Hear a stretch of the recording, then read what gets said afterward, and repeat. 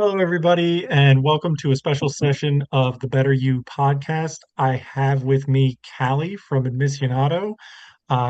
If you don't know, they are a admissions coaching company that does some really great work in terms of helping kids prepare themselves for the college admissions process and getting into those highly select universities or colleges that they may have chosen or may feel is the best fit for them. I don't want to step on your toes too much, Callie. So tell us a little bit about yourself. Well, I'm a writer and I got involved in college admissions because it was a little bit logical. I mean, it's this process where this piece of high stakes writing is at the center of it. And to have this great excuse to talk about writing all the time was kind of my fantasy of a job. Like, for example, I mean, it's still something I love about the job. For example, I had a student last week where we spent half an hour just talking about semicolons because she had so many questions about them. And I learned so much about semicolons because her questions were so good. And there aren't many jobs where you can do something like that. But beyond that, I fell in love with it because it's a really particular kind of writing the college essay, I think. It's this moment where you're being asked who you are, which is a very rare question. You're actually asked it very few times in your life. I didn't realize how few the times would be when I was doing my own college essay.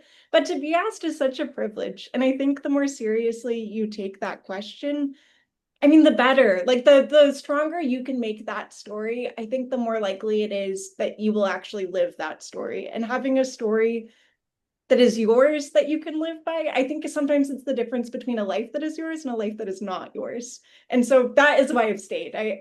It's just been the most fulfilling kind of work to me. Oh, yeah, absolutely. I also think that, as you said, that's not a question that you get asked very often. And I think personally, it's a question that we should ask ourselves more often. Because I think it's very easy for adults, let alone kids, to get caught up in everything that's going on and not really have an anchor in who they are and what defines them and who they want to be, which remains a core component of who an individual is throughout their lives. And so I think that even outside of the college admissions process, which is, as you just indicated, very unique and deliberate, it's not necessarily a bad idea for people to go through the writing exercise of just reflecting who they are, and writing it down like somebody's going to read it and judge them. I completely agree. One thing that I found interesting working with people when they're 17 in particular is I don't know if you've noticed this as you've gotten older, but I certainly have. I think the more that you live by your choices and invest time in your choices, the harder it is to really think about those choices because you've put so much time into whatever choices you've made about yourself. And I think the gift of being 17 is you've invested nothing in any of the choices yet. And you can be so honest about everything. There's no reason to lie because there's nothing on the line. And I find that the conversations I have with my 17-year-old students are some of the most honest conversations I have in my life, which is something that I find continually fascinating. Yeah. No, I bet. I mean, I remember when I was that age, defining myself to other people was a monumental task. Um, but also something that, looking back, I kind of wish I'd have taken a little bit more seriously. Because, yeah, as I was saying, it's such an important thing, and you don't have the accumulated experience at that point to give you a hint as to who you are. You really are, for the most part, a blank slate, which is a very unique experience that I think most of us don't get to have that often. Yeah, I completely agree. So for those who are learning about this for the first time, uh, tell us a little bit more about your journey. How did you get started? I know you said you started off as a writer, and this is kind of the ideal job for you. But what drew you to Admissionado? Yeah. Admissionado is such a human place. And I say that having looked at a lot of companies when I was interviewing to start doing this. It's genuinely a human place. It's not a bureaucracy. I feel like I know the people who work there so well. And it's a place that gives me a lot of freedom to do this in the way that I want to do it. I think that it's inherently an incredibly creative process. And if you were to apply a blank slate to every student, it wouldn't work, but it would also be so boring for me. And I think Admissionado is a very interesting place to work, but I think it's also a great place to be a student. That's awesome. That's awesome.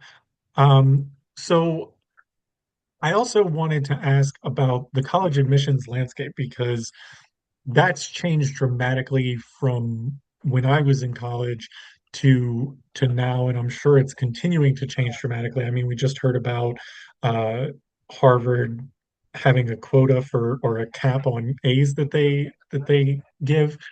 Um, what do you see as some of the biggest differences between what was going on, like a decade ago versus what's happening right now?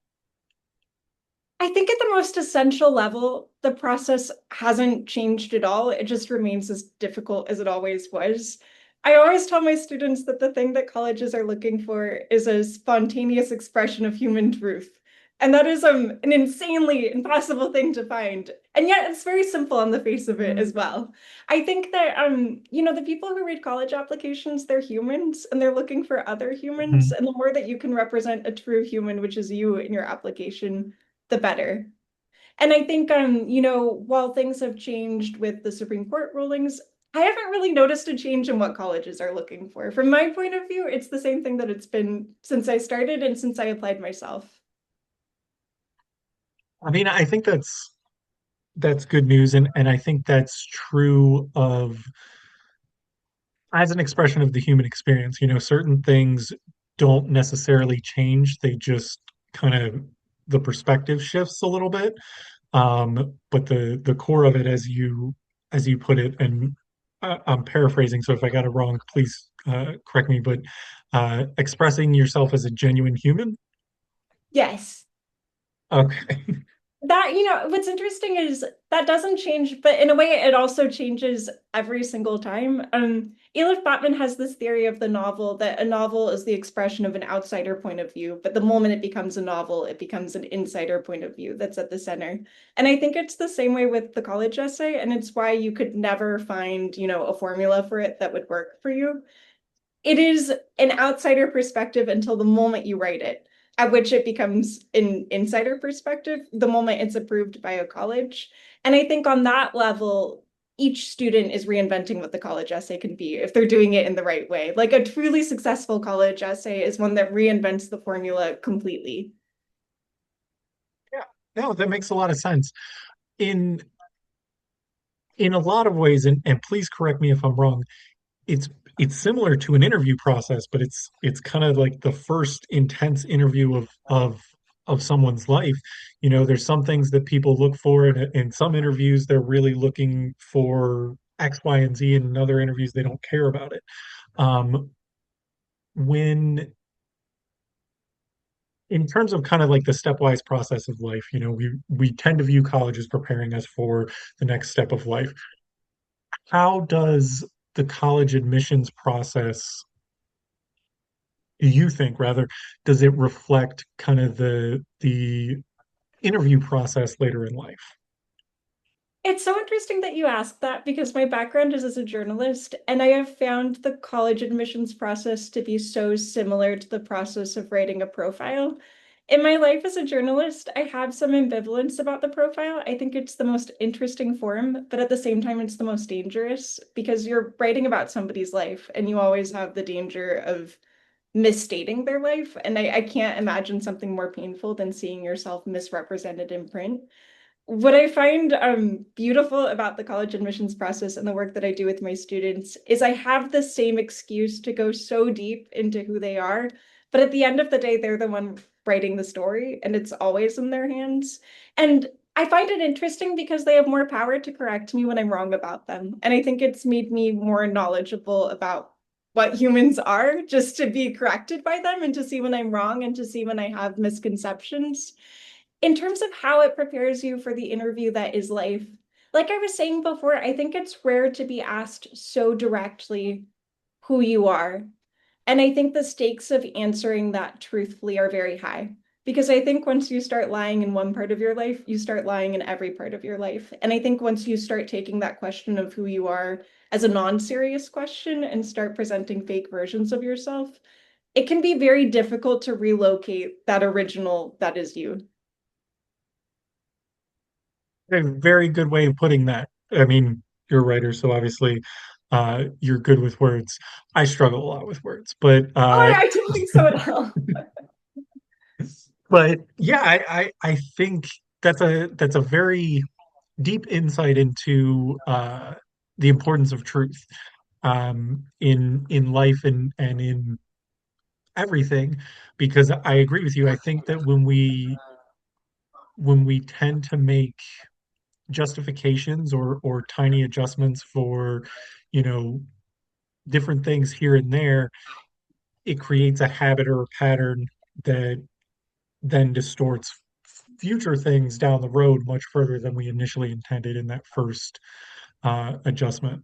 So, great way of putting it. No. What I find especially interesting about it is it's this question of how much of your true self can make it into the version of you that you take out into the world.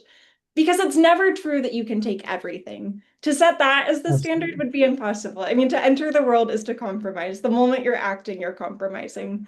But I think the question that I find interesting is what is the maximum of you that can be contained in a container that can go out there into the world?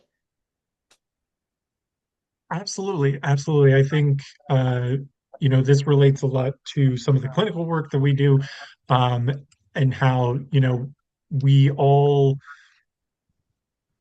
we all have different versions of ourselves that we present to ourselves, to others, to loved ones. And it's really about, in a lot of cases, presenting the version that you can be happiest with at all times. Not necessarily the perfect version, and please correct me if that does not apply to academic admissions, because I feel like it may not. But not necessarily the perfect version, but the version that you can be most satisfied with and still accomplish your goals, if that makes any sense. I think that's pretty close to what I would say of admissions too. It's funny, sometimes during the conversations I have with students about their essays, the thing that ends up being the root of their essay is an inconvenient truth about themselves because it's the inconvenient truths that are the truest usually. It's the thing that, Yeah. no one would choose to present as because it hasn't been affirmed in some big way yet. It's those parts of you that tend to have the stamp of a true human on them.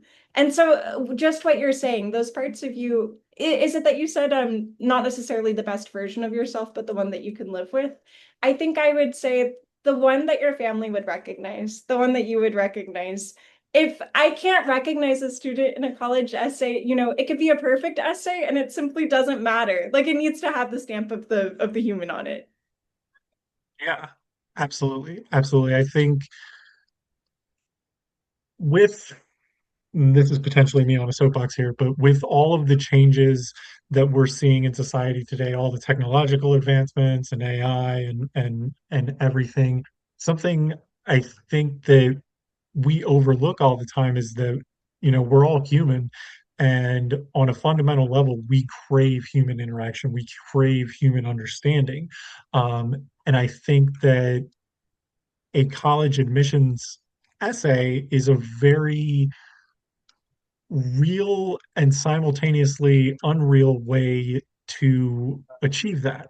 Like you're presenting a best version of yourself, but it's still a version of yourself. And I would conjecture that it's more true of the individual than like a Facebook post, if that makes any sense.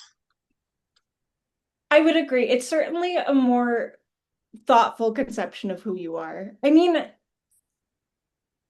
I tell my students to take the question very seriously because you could easily end up living whatever story you write down. Or even worse, you could end up living a story that was written by somebody else somewhere else. I think that that's what a lot of people end up doing with their lives, and it's the most boring way that you could possibly spend a life. My mom used to say to me when I was growing up that you don't need to choose what you do with your life. The world will choose for you if you don't choose, but you might not like the choice that it makes. And it's something that I think about all the time in the context of college admissions. Absolutely. That's a good piece of advice there. I think that um, people's futures are shaped by their action, not their living, if that makes any sense. Like you have to live intentionally toward the future you want to build versus reactively toward what's happening around you. Um, Yeah, I think the college admissions process for some people, at least for me, it can be the thing that kind of forces them into being more active. I mean, for me at least, I mhm. think part of why I take the admissions essay so seriously is I took it really seriously. It drove me insane. And I learned so much about myself from that pressure. I think there are some ways in which the college admissions pressure is useless, and there are some ways in which it's actually quite useful. We're one of the only countries that has this process by which you're asked to announce who you are through a college essay. And I think it's a very interesting question to put to people when they're 17 years old because it forces you to be conscious. Often, the first time I talk with students about their college essay, they say that they've never thought through these questions before. And what could be more natural? You're living your life, you're not thinking about who you are in the moment and who you are going to be in the future. But I think that kind of reflection is the difference between an active life and a passive life. Absolutely. Absolutely. And I think that it's difficult for a kid of that age to be able to do that kind of reflection and uh to truly examine who they are and what makes them tick and where they want to go. Um, are you able to speak to any of the challenges that come with that process for the students? I think the biggest challenge is trusting your honest answers. I think the things that are most true, they haven't been approved by anybody. There's no stamp out there that has said, X aspect of you is worthy of notice. And I think until somebody pays attention to a part of you, it doesn't count. You need to say something to somebody else and they need to say that it's worth something before you really feel like it has worth to you. I really do believe that that is kind of the root of what human communication is for.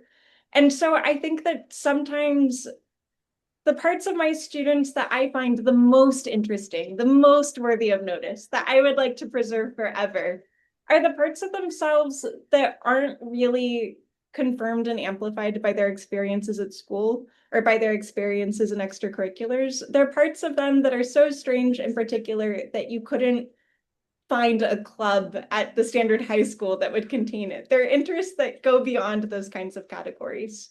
And so, in terms of what I think students need the most at the beginning, it's the faith to make choices that nobody around them is making because they're their own choices. And I think at bottom, when colleges say that they're looking for something like leadership, sometimes people mistake that for being the head of a club or running something or starting something. And I think at bottom, it's the courage to make choices that nobody else is making. You can, in fact, be a very passive person and be the head of your high school. You can't be a passive person and make a choice that nobody at your high school is making for something that nobody at your high school wants. Howie Mandel here. Do you ever feel like you're just another ticket in a long line, especially when you're looking for help with something as personal as your own mental health? Lamco Wellness is bringing the human connection back to mental health care. It starts with a personalized intake process where they get to know you. They offer medication management that's actually managed, coordinating with you and your clinician to make sure you're both empowered and on the right track. It comes down to three things: personal connection, compassion, and absolute privacy. Stop being another number and head over to lamcowellness.com to take the first step. Makes a lot of sense. So obviously you work with very ambitious students aiming at their dream colleges or universities. What are what would you say are the hardest roadblocks or misconceptions that they face in the application process that can derail their confidence? I think when they imagine that there's a part that they need to perform, especially in the essays, it's immediately clear because there are a few forms of the college essay that exist online. And if you make the mistake of going and finding them, your essay, it's just immediately apparent that it's not from your voice, it's from this sort of omnipotent voice. And I think the reason it can derail confidence is it's hard to perform that part. That part actually is a kind of essay that is no person. And I think the difficulty of trying to perform that part, the extent to which it doesn't fit well, it can make students feel like they don't have the power to write a good essay. Like because this essay doesn't fit well, they sort of wonder if they have anything worth saying. And in fact, they have lots of things worth saying. They just happen not to have this thing to say that this fake online college essay had to say. I think another thing that people fall into is imagining that the only experiences they have that matter are traumatic ones or terrible ones or huge events that have happened to you. In my opinion, those make the worst essays. Even when I meet a student who genuinely has those experiences, I always caution them against writing in that way because the experience can easily overwhelm you. It can be about an event in your life as opposed to a story of who you are. Often, those big events are the kind of events that efface identity, that destroy identity, and they aren't always the best way of articulating what makes you yourself. I think if you were to write one of those essays, it's who you become out of the thing that defines the essay as opposed to the event itself. Yeah. Plus, I think that for from personal experience, I think that for those students who have gone through these intense traumatic moments, it would be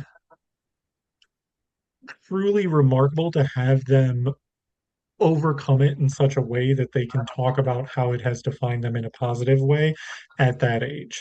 I think that, you know, when you have, and we've talked about trauma and the impact of trauma on this podcast before, but one of the things that we talk about is that the intensity of it it takes time to rewire your brain, and it takes time to figure out what that means for you. And I think that it's, and please feel free to be like, no, that's ridiculous. um but I think that that's a big ask of a student trying to get into college, to be able to parse through that and say, this is the thing that happened to me, this is what I learned from it, this is how it changed me, and this is who I am moving forward in a relatively short format. I do agree. It's really hard. The students where we've had to work the longest and the hardest, and they've had just the most difficult times writing their essays, it's the ones who have something to write about that has really affected them and that they haven't fully processed yet. I'm always interested to try writing those stories because I think it can be a good way to start thinking about it, even if it ends up not becoming your college essay. In the same way that therapy can be useful, it can be useful to try to write that story and see something of what it is. But I think that the problem is because those stories are so extreme, it is all the more tempting to fall back on other people's narratives of what they are. I think that those essays fall in one of two categories. They can either become utterly incomprehensible, and it's those students that I feel for the most. I think that that's an extremely difficult position to be in. Or they slip into cliche, they slip into the reverse because it's the easiest way to articulate these things that you yourself don't understand yet. I think when you're 17, often the things that are truest of you are very quiet. And I think the other danger is those events can be so loud that they trample over the parts of you that are most singular. Absolutely. I have a niece who just graduated from high school, and it's interesting to look at this person, because for her, like, this is the start of her adult life. She's going to college, she's progressing with everything. And for us, it's very much like, okay, yeah, it's the start, but you're starting from zero, uh not this total understanding of who you are and who you'll become and everything like that. And it's always interesting to watch that process unfold and to see how a student or uh, teenager reacts to certain realizations about themselves. I don't know if that makes any sense. I agree with what you're saying, and I don't agree with what you're saying at the same time about 17-year-olds not knowing a lot yet. I'm kind of shocked by how much they know so often. And Okay. it goes back to the thing that I was saying about the pressures that build over time to come to false conclusions. I think there are the fewest of those pressures, even while they exist. They're at their least effective when you're 17. I think people are more likely to announce who they are and less likely than they are, say, junior year of college to make choices that are safe and that protect them from what is the risk of living the life that you want to live. The life that you want to live is always a risk. I think when you're 17, you've got just a touch of removal from it that makes it a little bit more possible to articulate what it is that you really want. I think the kind of unique beauty of the college essay is it puts distance between announcing what you want to do with your life and the actual fact of having to do it. And I think having just the tiniest particle of distance can make you much braver than you might be at 21, and certainly than you might be at 30 or 40 or 50. Absolutely. That makes a ton of sense. So one of my questions around this and students is on the show all the time we talk about, the next step and the versus this is the end goal. In this situation, it really is about visualizing and achieving an end goal, being admitted to their college of choice. How do you how do you I guess keep students focused on the process and the individual steps versus overwhelmed by the project? I don't know if that makes any sense. It's a really interesting question. And I'm thinking, when I'm meeting people who are younger, they're in their freshman or sophomore or even junior year, I think the first questions are always just what makes you really curious. And it's a question that applies to college admissions always, but it should first and foremost apply to your life. And I actually try to mention college admissions as little as I possibly can. I think college admissions is the excuse to ask those questions, but as a human, you should be asking them anyways. And the moment that you start directing your answers to colleges, I think it's so dangerous. It's dangerous because you can artificially narrow the answers in a way that ironically is quite useless to your project of getting admitted to a college. But then the other danger is that you start directing all of your life goals towards a college admissions. And the question after that is, well, say you go to Harvard, what are you doing with yourself next? I think there can be this illusion that something is completed when you go to one of these schools, and it's not true. They're tools. So to your question of how to break it into steps, I think the question all the way through is what do you love and why? And asking why a million times. To me, that is the whole of the work. And college admissions happens to exist in the far, far, far background. Makes a lot of sense. So you brought up, talking to juniors and sophomores and some freshmen. When I was in high school, I remember everybody started their college journey in their junior year. And if you started it after your junior year, you were probably not going to get into the college of your choice. Um, but I'm hearing about and you just referenced that journey is starting earlier and earlier. Um, how when do you think the real foundation of that journey begins? It begins when you start. noticing what you love and taking that seriously and going further. And I think you couldn't start that early enough in a life. Whenever you can start is the moment that you should start that kind of work. I've met students their senior year who haven't thought a second about college, that are enormously prepared because they've had a huge reading life or a huge life in which they've gone and tried things and found out things about themselves. You could never think about college and be quite prepared by your senior year. At the same time, you could also think about college all the time and find yourself woefully unprepared senior year because you haven't done the true work of finding out what you love.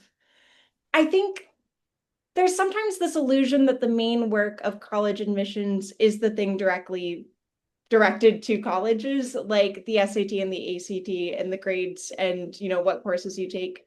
And all of those things, they're hoops that it's important to jump through, but they're quite easy. Anything that's measurable is easy. It's easy to see what you should be doing, and it's easy to set out to do that thing. The hardest parts are the immeasurable parts, the parts where it's not clear how you rank against others. And I think these statistical things get a sort of undue weight because there's something comforting in what's measurable. But the unmeasurable part, the part of becoming the human that you want to be, that should hopefully begin, much sooner than high school. It should hopefully be something that you're pursuing throughout your life. Um, and I'm always delighted to find myself meeting students who have started that work long before me. That's awesome. So I want to talk about the parents of students or the families of these students because when we talk about therapy of children or adolescents, minors, you know, there's a need at a certain level to get the parents involved, not necessarily share with them everything that's disclosed, but just to help them create a conducive environment for the child's growth. What does what does that look like in terms of college admissions? What does the parent involvement, what impact is that?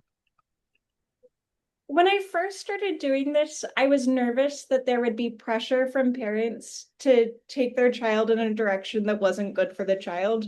I was nervous that I would find that I was having to represent this false front to the students that I was working with. It's almost never happened. The reverse is actually true. I often find that students have these false conceptions of what their parents expect of them, and the parent is shocked to find that this conception exists when it's brought to them. And it makes me wonder how many people choose lives that they don't want at all, having never had a conversation with their parents about what their parents want for them. I would say that the vast, vast, vast majority of parents that I meet are almost entirely motivated by their child finding a place in the world that fits them well. And I think that sometimes students absorb something that may not be coming from their parents, but from the adults around them or the other children around them. And they imagine that their parent will only be proud of them in certain circumstances. And so I find that one of my big roles in families is finding out what the miscommunications are, because often the solutions are quite simple. And sometimes what it is that a student knows what they want, but they're afraid to know how their parent will see it. And finding some strong words through which to articulate it and some strong arguments can also be quite helpful. I think most parents, when they hear their children's reasons, in fact, all parents, I have yet to meet the parent who doesn't. When they hear their children's reasons, they're always excited. I mean, every parent wants a child who knows what they want and is actively pursuing it. And I have yet to meet the parent who isn't delighted by that information. But when you're 15 and 16, everything is so scary to say to your parents. Even if you pretend not to care, you care so deeply. And I think having an in-between person that you can say it to first can be a helpful first step. Absolutely, absolutely. Um, so we're talking about college admissions, and I've seen this narrative play out in a lot of different areas where what we generally tend to focus on as outside observers is is not necessarily the most important thing for success in the area. Like, I mean, as an observer, I'm thinking GPA, SATs, ACTs, AP courses, what are their extracurriculars, leadership, things like that. Um, but from your perspective as an admissions coach, what do you think boils down to mental preparedness and being ready to take that journey? I think it's knowing who you are. And I feel like I'm getting so repetitive with this, but it's true. It's really the thing that matters.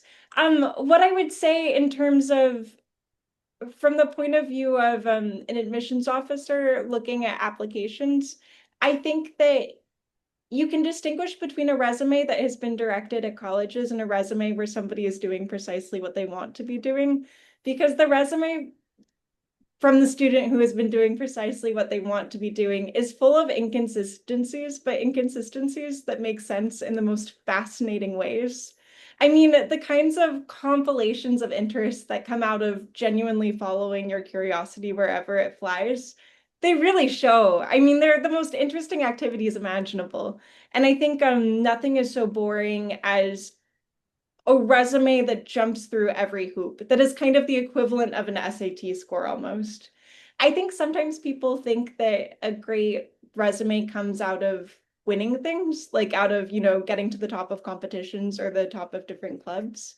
And I find that the students who are most successful and the students who I'm most excited about, they're simply different. They're simply, they have these resumes full of activities I wouldn't have even thought to imagine. Absolutely. I mean, when I conceptualize this, and obviously I'm coming at this from an outsider, but I kind of imagine this process where you show you show these schools that are, reviewing you and deciding whether or not to effectively hire you, um, admit you. Like, you're showing them who you might be as an adult, but it sounds like you're also showing them who you are as a child, like what you enjoy, like uh how you can connect your passions together. Do I have that right, or am I just misunderstanding things? No, I think you're absolutely right. What you were just saying, it made me kind of reflect that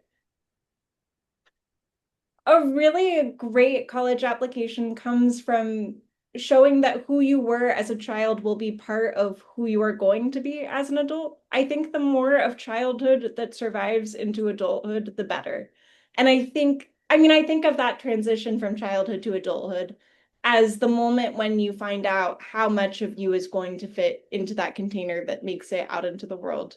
In college, I really loved the Bildungsroman, and often the Bildungsroman ends with a marriage that determines how much of you will survive. It's the moment when you decide how much of your identity can survive into society. And I think the equivalent that we have in our society isn't so much marriage as the college admissions process. How much of you is going to survive into the story that you tell to the world?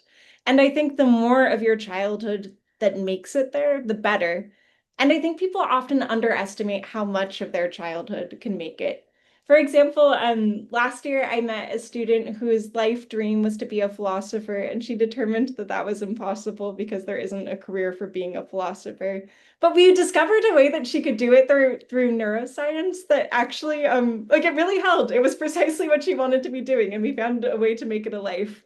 And I think if you're really creative about it, your silliest childhood imaginings can survive into the adult and professional version of you. And whenever I see a little bit of childhood saved from the trash can, I'm thrilled. I mean, to me, that's the work. It's the thing that makes me really excited about it. I feel like the world is slightly better for some of this human being having made it out into the world for everyone to experience along with me. So you mentioned something that I didn't quite know what it was. Marriage romance? Oh, The and the buildings Ramon. It's sort of this classical architecture for a novel it's basically a coming of age story. And it oh, was a okay. very popular genre in the 19th century. Like Jane Eyre is a classic example, or Okay.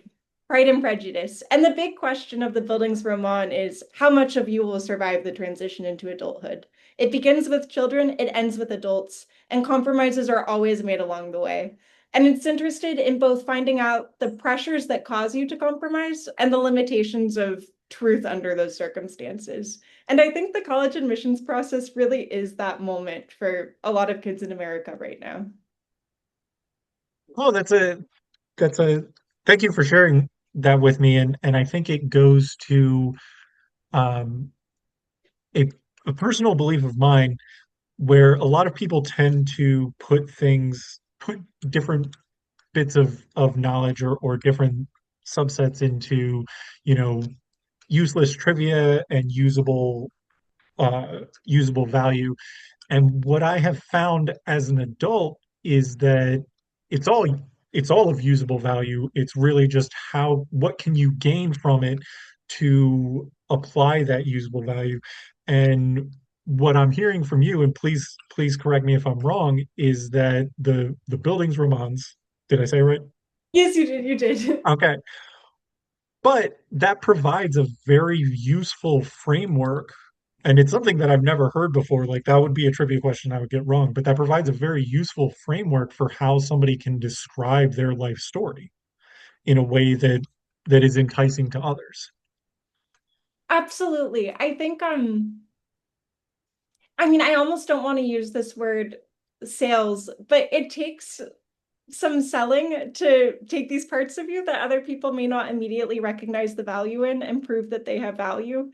We live in a terribly economic society, and I think finding these little alcoves within that economy where the parts of you that are truest can survive and kind of have this baser utility, but also, give you all of the nourishment that a true expression of yourself gives. Those to me are the best equations. I think if you enter that kind of situation too naively, you can actually end up needing to compromise the most. Like you need to be a little bit smart about it. You need to find the places that are going to make a home for you. But you also need to be, you need to, you need to do your duty to the parts of you that are truest to yourself. And it's a complicated balance. What I like about the Buildings Roman is I think that it's very honest about how difficult it is to make it into adulthood, honestly. And it has the kind of, I don't want to use the word cynicism, but savviness and worldliness that really making that transformation can take. Absolutely. I think I say absolutely like I know what I'm talking about. It seems like you are correct. But I do think that college admissions it's such an interesting thing for me because here is a period where a student is basically asked to say who they are and know something core about themselves that will help point them to the right college, the right major, all of those things. Um, and at the same time, as you indicated with the buildings were months, is it's also a period of not knowing and finding out. Um, with that in mind, what would you say are the mental hurdles or emotional hurdles that students tend to undergo through this kind of seemingly opposing process? It can go a few ways. It can go through a few false performances before they find the version of them that is really a true articulation. It can also go the opposite way. It can begin with all of these articulations that really aren't articulations at all. They're barely legible. The commitment to truth is so deep that you're not able to find a container in which to communicate the truth. I've had students come at it from both directions. And in both cases, it's finding this version of you that you can communicate to the world. I kind of find it interesting. I was an English major, which is why I have all of these books references. But I find it interesting with authors, sometimes the work that they find to be most true is the work that nobody was able to read or understand. And that is not the version of you that can be communicated to the world. Yet at the same time, often their most popular work is the work that they found to be the falsest. And that too is not quite right. And finding the in between, I find to be interesting. The other thing that can be a hurdle is, like I was saying before, frequently the best college essays come out of inconvenient truths. And finding the way to articulate that truth can be complicated. I think the best essays come out of wrestling with it because you come to some real truths about yourself. And trying to find a way to narrate what is inconvenient about you, I think you can reach the most interesting places. But it can be difficult to do.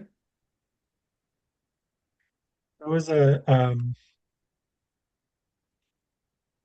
musician, I can't remember who it was, but they wrote about how the creative process was an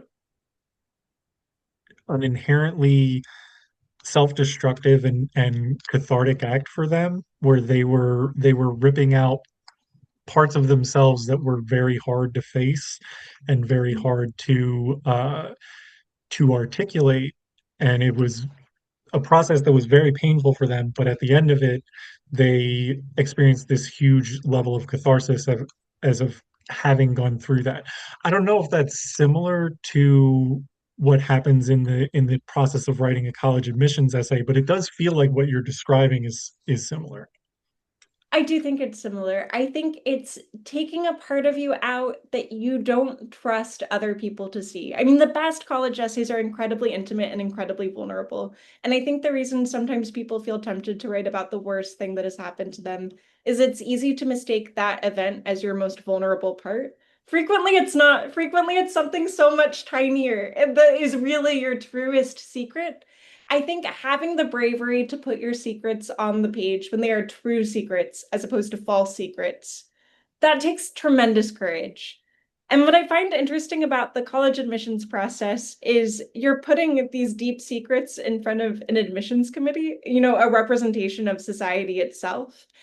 And the part of the process I love is when my students who were so full of doubt about whether they could put these secrets before such an official admissions committee get a positive answer and suddenly are so proud of these secrets and suddenly they become flags that they want to wave in the air. I mean, I think that that is the beautiful thing that can come out of the college admissions process, that suddenly you feel authorized to live your most private life more publicly, to have these parts of you that felt not quite I don't want to use the word palatable. These parts of you that didn't feel official or particularly worthy and suddenly have them become your greatest accolades. Yeah. No, I think that that's very interesting because I think as adults, we may, if we're lucky, go through that process where we can kind of face a part of us that we didn't want to face and then come away from it being proud of having it. And it's so interesting and almost in a way a gift uh, to kids to be able to give them that so young, provided that they can do it. Because I have to imagine it's not an easy experience to to pull that out. Would say is sometimes it's something that you're scared to face. Sometimes it's something that you simply didn't think had value. Just a part of you that seemed too silly to be worth writing about. Those two are the things that I really celebrate being salvaged. I mean, I think often my students don't trust their truest obsessions, even when they're things that other people would say are very worthy of merit because they come so easily. And there's this idea that something needs to be hard in order for it to be of any value. I think often the things that are truest of you are the things that are compulsive, that you can't stop yourself from doing. And realizing that those things that come so easily could also have a value, I think is tremendously difficult, oddly difficult, but so necessary. Makes a lot of sense. So if you could, this is kind of a standard question, but if you could give every student that you had a specific mental tool or executive skill before they even start the process, what do you think it would be? Before they start the process of writing their college essay, or before they start the process of like thinking about themselves in terms of college admissions? Before they start the process of thinking about themselves in terms of college admissions.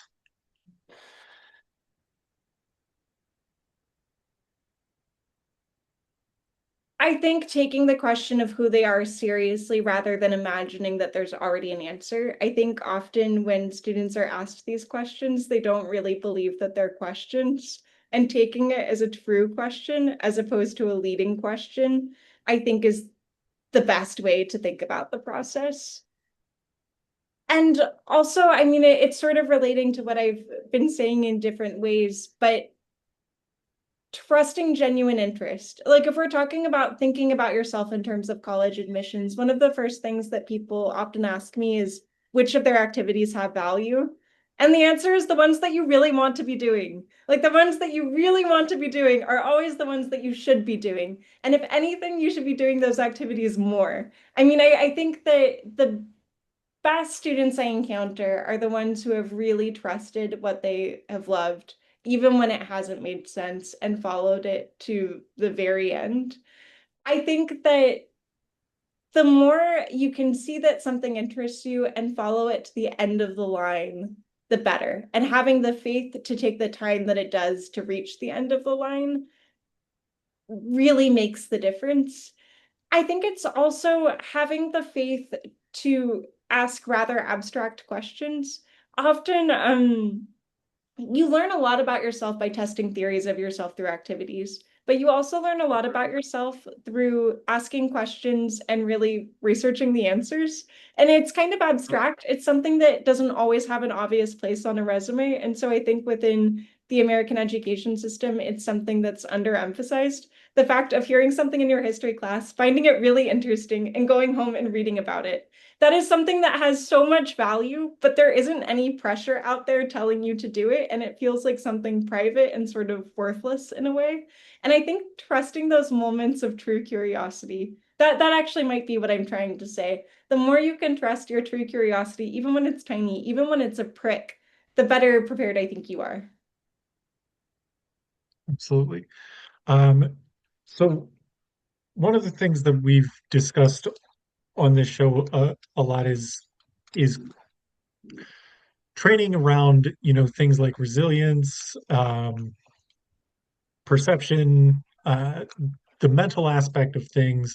Uh, they talk about work-life balance, but just balancing your life as it makes sense to you, and sustainability in terms of uh, what you can do tomorrow and tomorrow and tomorrow.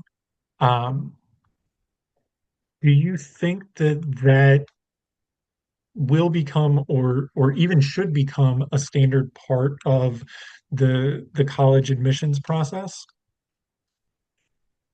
I think resilience comes from certainty.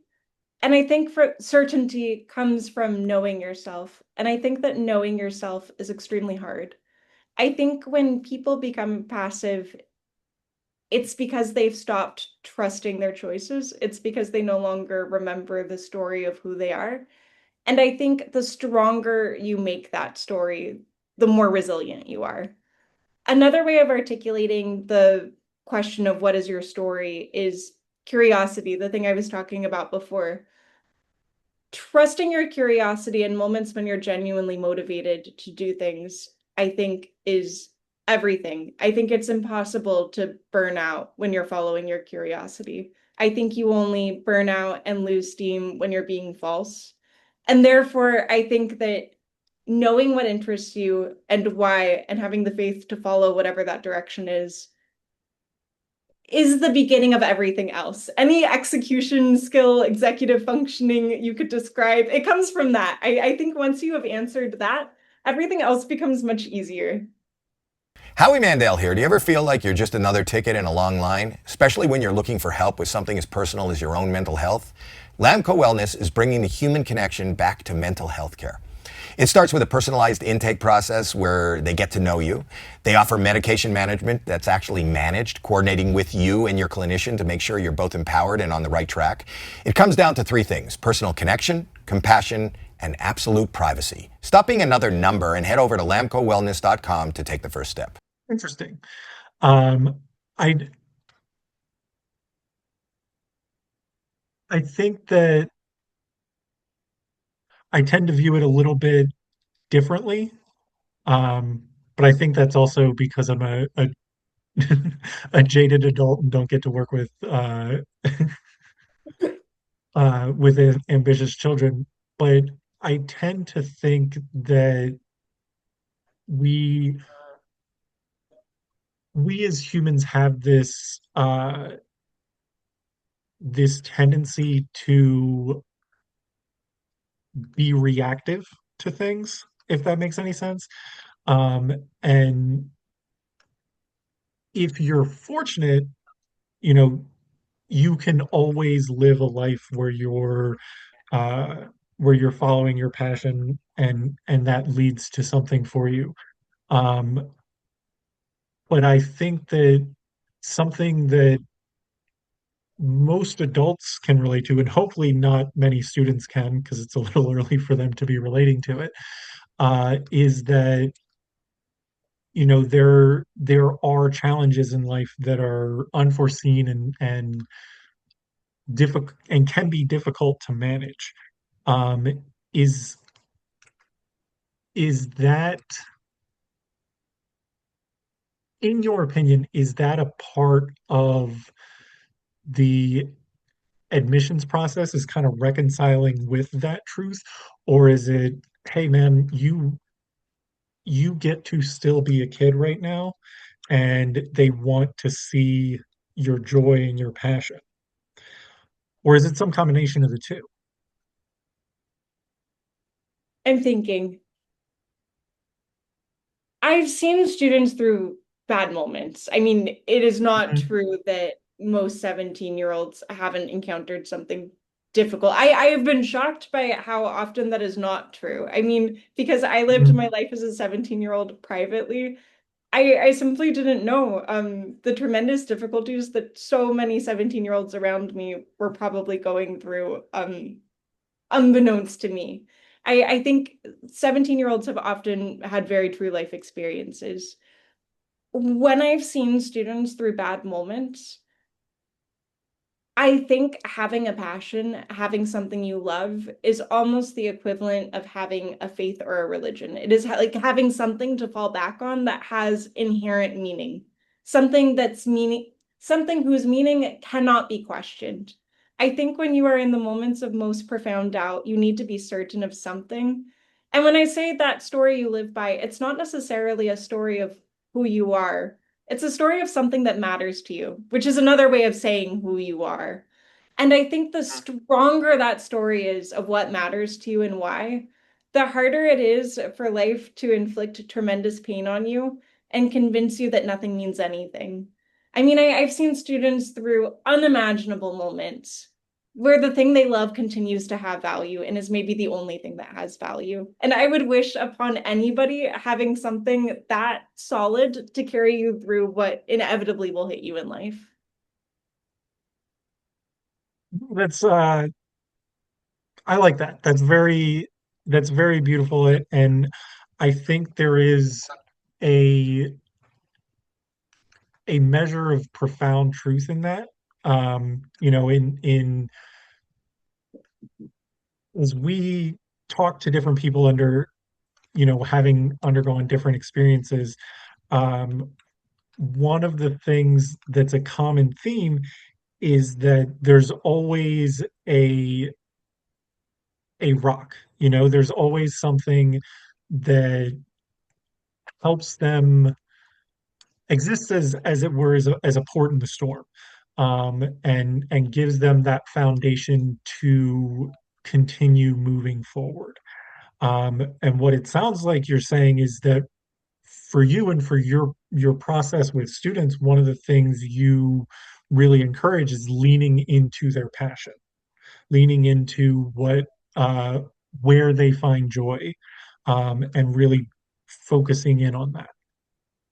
I Am think I a lot of correct in saying that? yes, yes. I think a lot of the solidness of whatever that rock is comes from the time that you invest in giving the thing meaning. And the more time you put into that thing, feeding it and giving it meaning and attention, the stronger and fuller it will be to hold you when you hit the things that batter at meaning, that batter at the things that give your life value. Absolutely, absolutely. So we're definitely out of time, but I've just been enjoying this conversation so much, I just keep going on with It's it. been a delight. Um, but I did want to ask, where do you see with students and families the greatest unmet need for guidance, support, resources, whatever it may be, during the admissions journey? One thing that I've found to be true in my experience as a mentor is that the attention that you direct at something can change what's there. If you don't give attention to something in a child, that thing can vanish. Children need attention to tell them what is valuable in them. And I think often the most valuable things are the least seen, the least visible, the least affirmed. And in terms of what I think every child needs, every student needs, it's attention on the parts of them that are most singular. It's somebody who really cares for those things and wants to bring them out. And it could be a friend, it could be a teacher, it could be a parent, it could be somebody that they meet.